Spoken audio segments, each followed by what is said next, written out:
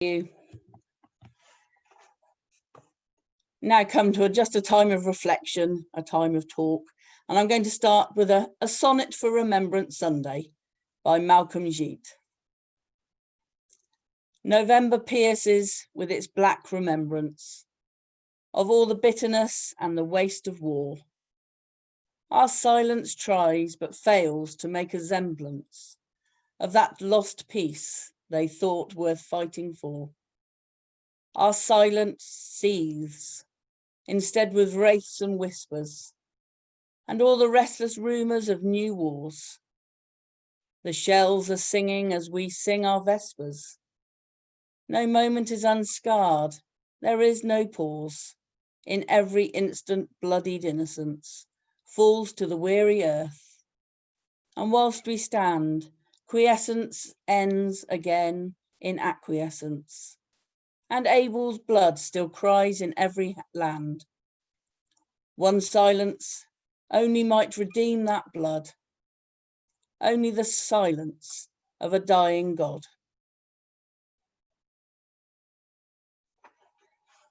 Do this in memory of me. Those words from Christ at the Last Supper were more than a simple command to commemorate. There was a call to awakening that in this life, this important historical figure, Jesus of Nazareth, had left his mark on the world. And as we come to take communion when we're able and allowed to, follow this command, the effect of that first Good Friday, and not only call to mind, but are brought to effect, having a direct bearing on our lives. Our memory forms us. It has an impact on who we are as individuals and in society. The early church fathers spoke of memory as being a power of the soul. Aristotle referred to it as being the scribe of the soul. Such is its effect. Memory informs, rightly or wrongly, and impacts our decision making and therefore our future. It also keeps the events of the past effective in our lives. All a bit tricky when the memory part of your brain doesn't quite work as well as you'd like it to. This month is a particular time where we recall, with an act of memory, those who have gone before us from this life and have left their mark.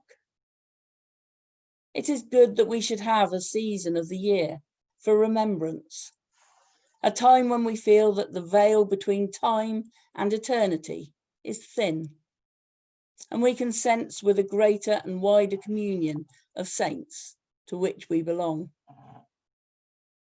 Today, we especially remember those who have given their lives through war in service of our country, but of all countries. They left home and family, often to foreign lands, in the search of justice, freedom, and peace, the effects of which we feel still in our society today. The world could have been a very different place for us without their sacrifice, which cannot and should never be forgotten. But at this time, many nations are at war with one another across the world. I Googled it. I Googled who is at war, who is at unrest, and the list was extensive. But these few countries were the ones that were on every single list I looked up. Afghanistan, Yemen, Ethiopia, Burkina Faso, Libya, Iran, Israel and the Persian Gulf, North Korea, Kashmir, Venezuela, Ukraine, and Nagorno-Karabakh, which I know Nikki and Ara are praying for and writing letters for and campaigning for, because it's very close to Ara's heart, obviously. A young soldier said, "I am young. I am 20 years old. Yet I know nothing of life but despair, death, fear, and fatuous superficiality cast over an abyss of sorrow.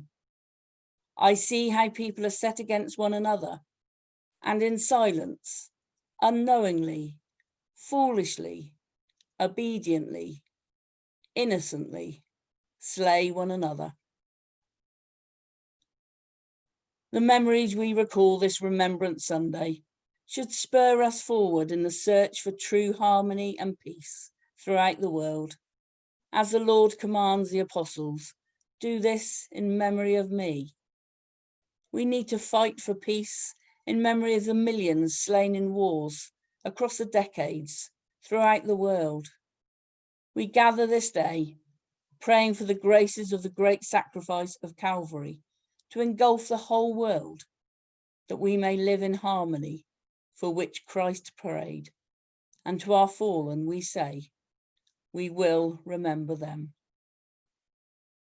Amen.